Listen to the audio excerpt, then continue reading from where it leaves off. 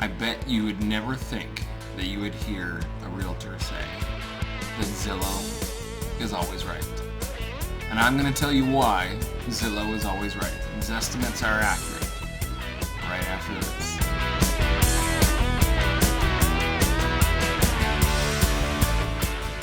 Hey there, welcome back. It's Joshua Smith, MrTCOB with Realty One Group talking to you today.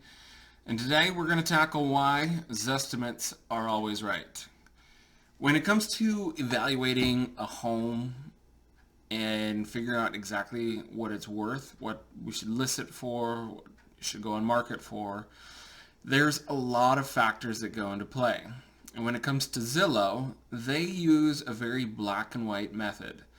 They look at previous sales, size of home, location, and taxes, to name a few of the things that go into their home value estimation, which is known as their Zestimate. And they compile all of these things together to come up with a number. Let's just say it's $300,000. If they say your house is worth $300,000, I'm here to say that it's 100% accurate, that based on their information, it's worth $300,000. Now I know what you're saying. You hear so many people say how inaccurate the Zestimate is. And I'm here to tell you that it is very inaccurate compared to what it will sell for. But based on the local information and what Zillow is going off of, it's a very great number to start with. Do I recommend you use that number as a starting point for actually listing your house? Absolutely not.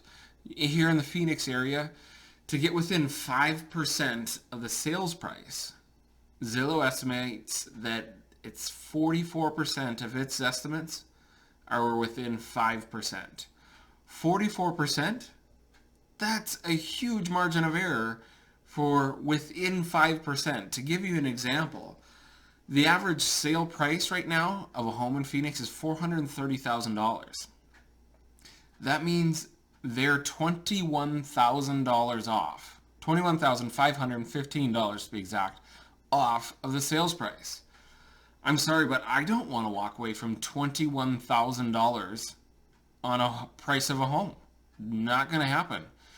And to get an even more accurate, they go down in how close they are to the actual sales price. So they say if they're within 10%, 10% of the actual sales price is 69%. 10% is $43,000, even more money that I'm unwilling to walk away from. And to get within 20%, you'd think they'd be almost at 100 to be within 20%, but still they're only covering 88% of the homes on the market. 88%.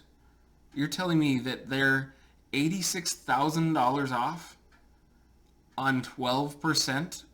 They're more than $86,000 off on more than 12% of the homes available. That's crazy. That's a lot of money. So your Zestimate is a great starting point, but know that it's only black and white. It can't go into your house to see what you've done to it, to see what really your neighbors have done, to really compare this house and that house. I also look at some of their, hey, check this out, it's similar to what you're looking at. And what I was looking at was a house, and what they say is similar is a condo. No way, shape, or form am I going to say that's the same product. I get that it might be close in size, it might have the same bedroom and bathroom ratios, but that doesn't make it the same product. They cannot be compared. So you have to really look at what's in your neighborhood, what is around you, and how much of that is going into your Zestimate. If you cross over a big road and go from an HOA community to a non-HOA community, guess what? That's going to change the price of your home. Because sometimes, for a lot of people, the amenities that the HOA have a dollar amount attached to it. The non-HOA community, even though it's across the street, it looks the same, but Zillow can't discern exactly what the difference is between this street and that street. They do a global area search to figure out exactly what homes are worth and what they're going to price it at. Now I know another part that is really hard for Zestimates to get is the overall functionality of a home.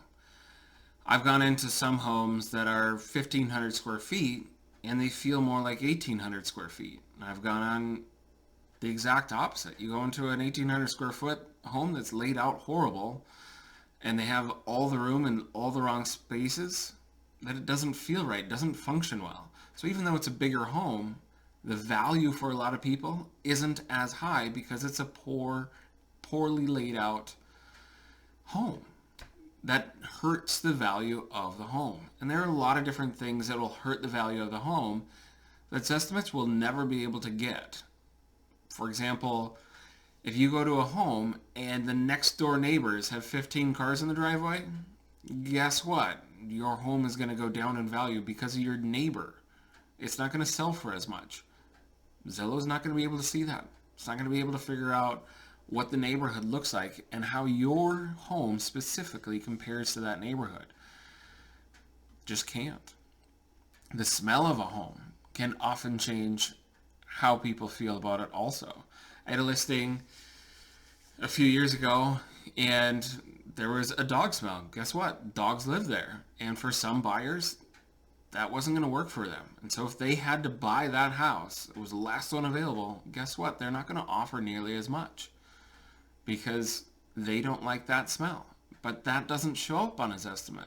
It doesn't show up when your neighbor, his home sells for $50,000 less than what you think yours is worth because maybe it has huge plumbing issues. That doesn't show up on his estimate. None of it ever will. And I know you can go in to Zillow and you can tell them, look, I've updated this, this, and this. Then I have to ask, was it consistent? Was the update in the kitchen completely different from the bathroom, completely different from the living room? Or is there some sort of feeling throughout the whole house that this was all put together with the same type of idea? Because when you have one flooring in this room and another flooring in that room and a third flooring in that room, because you went to the tile store and you picked out all the tile that was marked half off because they didn't have as much of it. I hate to tell you, but that's not much of an upgrade. You're not going to get your money back off that. There has to be some continuity in what you're doing for upgrades. And even then, you can do a lot of upgrades to your home that will never pan out. I hate to say it, but there's a lot of things that you can do to your house that won't get you an extra dime whatsoever. I had a listing recently where the homeowner wanted to change a few things around the house, and I told her, look, I understand that you want to try to maximize the amount of money that you can get out of this, but you're at a point where you either need to go all in on the upgrades or stop now. Because unless you're planning to go and fix all of them, you're not going to get the benefit of a few of them. Another part that's really hard to discern exactly how much value to put into a property, because a lot of times it's not just the recent sales, that you have to look back sometimes 2 to 3 years to figure out the exact value of a golf course or a lake or being near a park.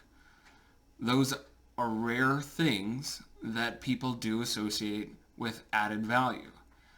I've seen $80,000 for a lake. I've seen $40,000 for a lake. I've seen $100,000 for a golf course. I've seen $50,000.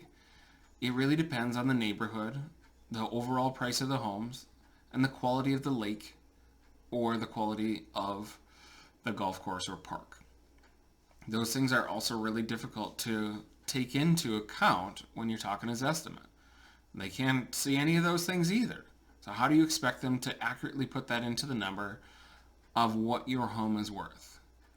I'm not saying don't look at this estimate.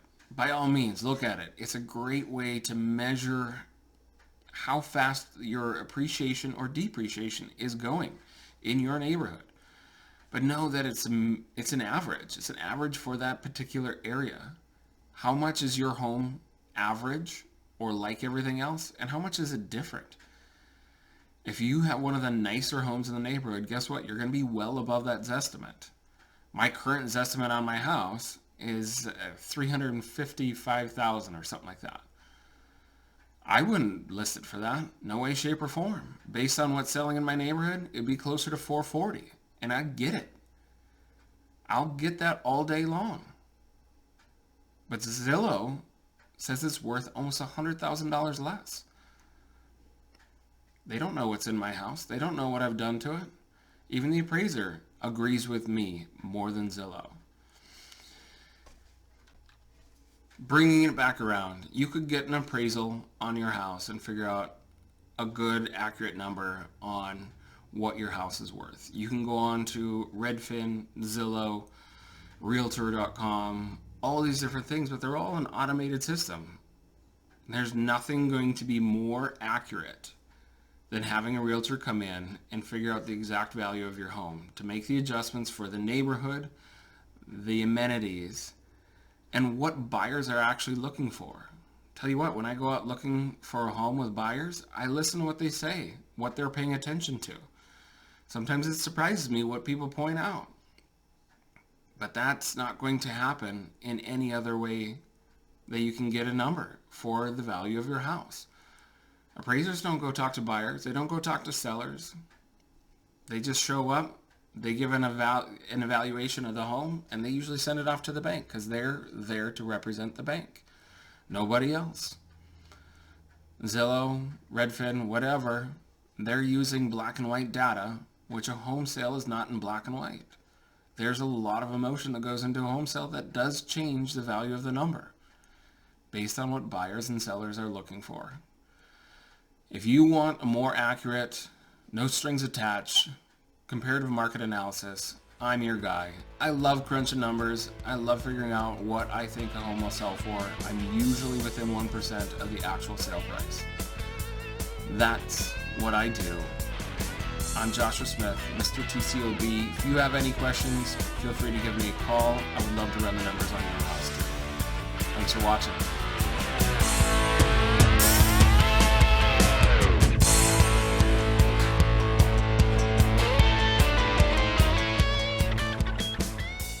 Let me just grab this. Oh, sorry about that. Whammy. What can I say? I like the way you're put together. What do you say we go out on a date? You know, see what happens. Oh, let me get this over here. Oh, sorry. Oh, there it is. Well, I'll give this little cookie an hour before we're doing the no pants dance. Time to musk up. She gets a special cologne. It's called Sex Panther by Odeon. It's illegal in 9 countries. Yep, it's made with bits of real panther, so you know it's good. It's quite pungent. Oh, yeah. Ooh, it's a formidable scent. It stings the nostrils. In a good way. Yeah. Brian, I'm gonna be honest with you, that smells like pure gasoline. They've done studies, you know. 60% of the time, it works every time. That doesn't make sense. Well, let's go see if we can make this little kitty purr. Hey, sweet cheeks. Got an invite I'd like to extend your way. My God, what is that smell? Oh, That's the smell of desire, my lady. God, no, it smells like a used diaper filled with Indian food. Oh, excuse me. What is that? It smells like a turd covered in burnt hair.